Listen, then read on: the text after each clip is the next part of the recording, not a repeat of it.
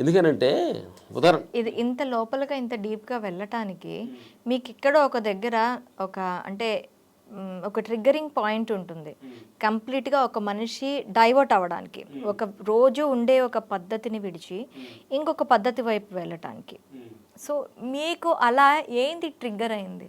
మా పేరు లేని వాళ్ళకి పేరు వచ్చింది, డబ్బులు వచ్చినాయి, ఆకలి అయిన వాళ్ళకి అన్నం ఫుల్ నిండా వచ్చింది. అటు భయం కూడా వచ్చింది కొంచెం. ఈ డబ్బు అంతా మన చనిపోతే ఎవరు తీసుకెళ్తారు, ఈ పేరు ఎక్కడ పోద్దు, చిన్న ఒక తెలియని అన్వేషణ మా ఇద్దరిలోనే ఘర్షణ జరుగుతూ ఉంది.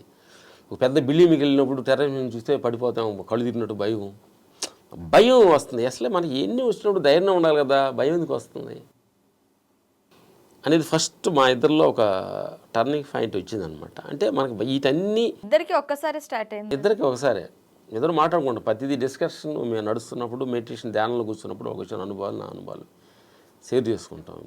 ఎందుకంటే మీతో మాట్లాడామనుకో మ్యాచ్ అవ్వదు, మా ఇద్దరే అనుకుంటే కొంచెం మ్యాచ్ అవ్వదు. దగ్గరగా మేము ఒక సేమ్ టైం ధ్యానం మెయింటైన్ చేస్తాం కాబట్టి.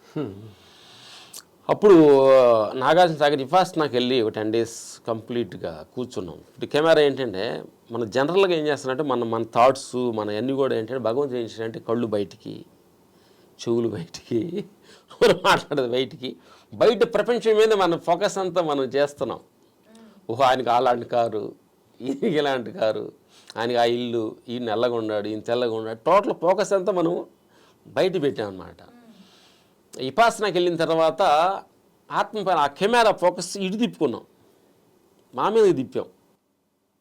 సో మాలో తప్పులన్నీ చాలా బయటపడ్డాయి. ఓహోహో అసలేంటి ఇదేంటి అనేది టోటల్ కంప్లీట్గా మన లోపల మీరు ఫోకస్ చేశాం అనమాట. ఇది మెడిటేషన్ ధ్యానం అంటే ఏం లేదమ్మా. భౌతిక ప్రపంచం అంటే బయట ప్రపంచం మీద ఫోకస్ చేస్తాం, ఆత్మ పైన అంటే మన లోపల మన మీద ఫోకస్ చేసుకోవడం అనమాట. అప్పుడు మన లోపల తప్పులు, మన లోపల భయం, అసలు ఎందుకు భయపడుతున్నాను, అసలు డబ్బు నువ్వు తెచ్చావా, ఇప్పుడు వచ్చింది రేపు పోద్ది, పేరు నువ్వు ముందే ఎక్స్పెక్ట్ ఏం చేసావా, రాలేదు, వచ్చింది పోద్ది. ఇదేంటంటే ఇది మూవింగ్ రివర్ లాంటిది, ఇది మూవింగ్ రివర్లా అనమాట. వచ్చినప్పుడు దాన్ని వస్తుంటుంది, ట్రావెల్ అవుతూనే ఉంటుంది. అక్కడ మనం ఉండదు. ఎందుకంటే ఒక నువ్వు గోదావరి కాకుండా మునిగావు అనుకో, మునిగినప్పుడు ఒక వాటర్, లేచినప్పుడు ఆ వాటర్ ఉండదు, వేరే వాటర్. అది నువ్వు మునిగినప్పుడు వాటర్ వెళ్ళిపోయింది, మునిగినప్పుడు వాటర్ వేరే, లేచినప్పుడు ఇంకోటి వేరే, నుంచున్నప్పుడు వాటర్ వేరే. అట్లా ఈ ప్రపంచం అనేది ఒక మూవింగ్ రివర్ లాంటిది. పేరు, ప్రతిష్టలు, డబ్బు అనేది టోటల్గా ట్రావెల్ అయిపోతుంది. మంచి ఎగ్జాంపుల్ ఇచ్చారండి. మనం నదిలో మునిగినప్పుడు ఒక నీరు ఉంటుంది, ఒక నీరు ఉంటుంది, మునిగినప్పుడు నీరు ఏ కావాలి లేదు, అది వేరే వెళ్ళిపోయింది. అట్లా మన పేరు క్షణం నీలో లోపల ఏవులు ఎంత నిరంతరం మారుతుంటుంది. నీ క్షణం లెవెల్ ఎంత మారుతుంటుంది, నీ సెల్స్ మారిపోతుంటాయి. ఇవన్నీ మేము ఇన్నర్ లోపలికి వెళ్ళిన తర్వాత ఈ అంతరాత్మలో గురువుల దగ్గర కొంత అన్వేషణ చేసిన తర్వాత అసలు ఏంటి, అసలు పుట్టుకేంటి, మరణం ఏంటి, ఎందుకు మరణం ఎత్తున్నాడు మనిషి. వృద్ధాప్యాన్ని ఆపడానికి కొంచెం చాలామంది ప్రయత్నించారు, రాజులు కూడా, వలగాలేదే.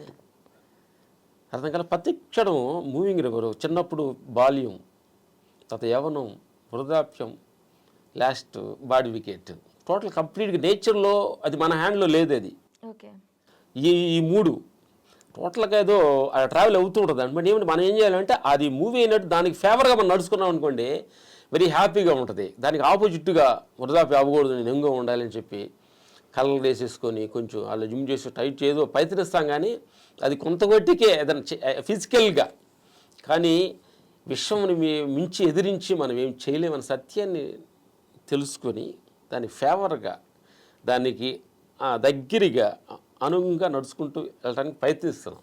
పుష్పకి మీరే కదా, పుష్పాది రైస్కి ఫైట్ మాస్టర్స్ మీరే. ఫస్ట్ పార్ట్కి మేము, ఈ పార్ట్లో ఎందుకు సార్, ఎందుకు ఆఫర్ మీరు అడగలేదా? మీ దగ్గరికి వస్తే మీరు రిజెక్ట్ చేస్తే మమ్మల్ని సుకుమార్ గారు అడిగిన వాళ్ళు ప్రొడ్యూసర్ని అడగండి, మమ్మల్ని అడిగితే మీరు అడగ తెలుస్తుంది.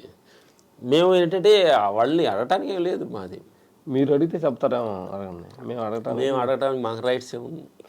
మేము అంటే ఈ ప్రయత్నంలో ఉన్నాం కాబట్టి అడిగడానికి మాకు రైట్స్ లేవు అనమాట. అయితే మా గురువుల దగ్గర ఆజ్ఞేది, ఏది నువ్వు ఎక్స్పెక్టేషన్ చేయకూడదు, వచ్చిందాన్ని ఎదిరికించొద్దు, రాలేదని బాధపడద్దు, వచ్చిందని పొంగిపోవద్దు, రాలేదని కుంగిపోవద్దు, అన్నిటి సాక్షిభావం, సమభావన, బుద్ధభావన, నిష్పాసనలు అంటారు. ఇది బాధ వచ్చింది, ఇది అనిత్యమే, ఇది శనిక్యమే, ఆనందం వచ్చింది, ఇది క్షణికం, ఇది మారిపోద్ది. ఆనందాన్ని మనం ఏం చేస్తామంటే ఆనందాన్ని అలా ఉంచాలని ప్రయత్నిస్తాము, దుఃఖం పోవాలని ప్రయత్నిస్తాము. ఏది కాదు, ఏ సమయంలో ఏది పోవాలో అది పోతానే ఉంటుంది. అనిత్యం అనిత్యం, క్షణికం క్షణిక బంగారు అంటుంటాడు బుద్ధ భావాన్ని.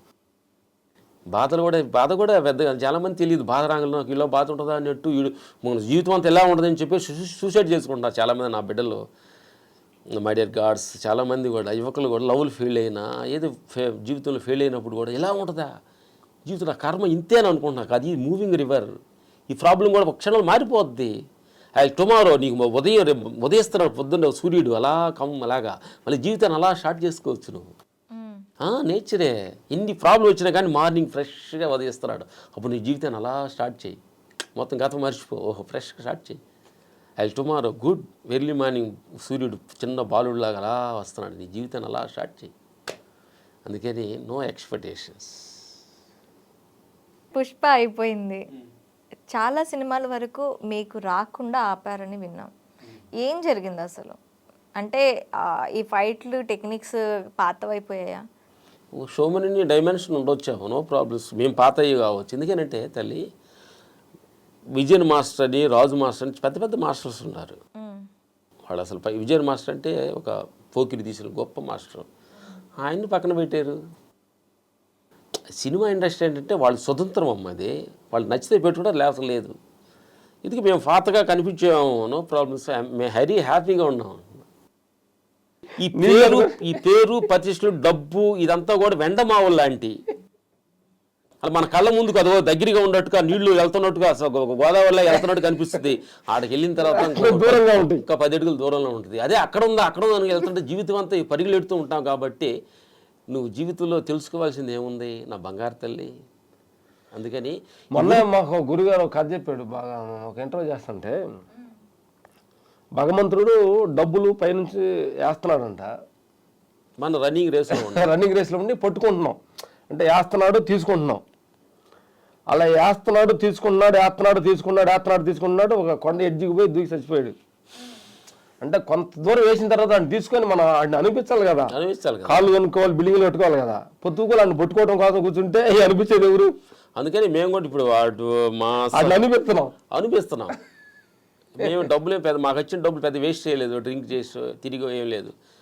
ఎక్కువ ఇచ్చాడు మీ అందరికంటే మాకు ఎక్కువ ఇచ్చాడు. కరెక్టా? ఒక గేదెలు మీలాంటి కావాలని కోరుకుంటున్నాం. అందుకని దేవుడిని మేము అడగట్లేదు, అదే అంటాం. దేవుడా ఏదైనా పేరు కానీ మా సినిమాలు ఏమి వచ్చినా మాకు వద్దు. కష్టపడే వాళ్ళు చాలా మంది ఉంటారు, పేరు లేకుండా డబ్బు లేకుండా ఇవ్వండి, మాకు అవసరం లేదు, చాలు. సాటిస్ఫాక్షన్స్. జీరో మెయింటెనెన్స్ మాది, పెద్దగా ఏం ఖర్చు ఉంటుంది. పొద్దున్నేది జావ తాగుతాము, మళ్ళీ ఒక పూట భోజనం చేస్తాము, నైట్ ఏది కొంచెం ఫ్రూట్స్ తీసుకుంటాం, చాలా జీరో మెయింటెనెన్స్. ఇంకెందుకు ఈ 3 మమ్మల్ని ఏంటంటే ఒక 4 మమ్మల్ని ఏం సాటిస్ఫాక్షన్ చేయట్లా. డబ్బు మమ్మల్ని ఏదో కిక్, కానీ డబ్బు మీకు 10 కోట్లు వస్తానగానే అనే మమ్మల్ని ఏం సాటిస్ఫాక్షన్ ఇవ్వట్లా. డబ్బులా పేరు సార్ మీకు మంచి పేరు ఆ సినిమా చేస్తాను, దానిలో మాకేం సాటిస్ఫాక్షన్ ఇవ్వట్లా. అన్నీ ఫుల్ అయిపోయింది. గ్లాసులో ఫుల్ నీళ్లు పోయిన తర్వాత ఇంకా నీళ్లు పోతే ఏమన్నది బయట పోవటమేగా కావాల్సిందే కదా. అందుకంటే మా సెక్షన్ ఒకటి కానీ మీ ప్రపంచాన్ని మేము అంటలేదు, మా గ్లాస్ ఫుల్ అయ్యింది. అంటే డబ్బులు ఎక్కువైనా అంటలేదు. చూద్దాం వాళ్ళు మా థ్యాంక్స్ చెప్పాలి. మా సినిమా ఇండస్ట్రీ మమ్మల్ని కొంచెం గ్యాప్ రెస్ట్ ఇస్తున్నారు. మొన్న 10 రోజులు గ్యాప్ ఇచ్చారు. కెమ్మగా కూర్గు అదే అనంతపురం వైపు వెళ్ళారు, అక్కడ సేవా కార్యక్రమాలు కూడా చేస్తున్నారు. మన మహేష్ బాబు అంటారు సినిమాలు ఏంటది, శ్రీమంతులు అంటారు కదా, ఏమంటారు దాని డైలాగ్ చెప్పండి, మీరు చెప్తారు కదా. తింటమే కాదు కొంచెం ఇవ్వాలని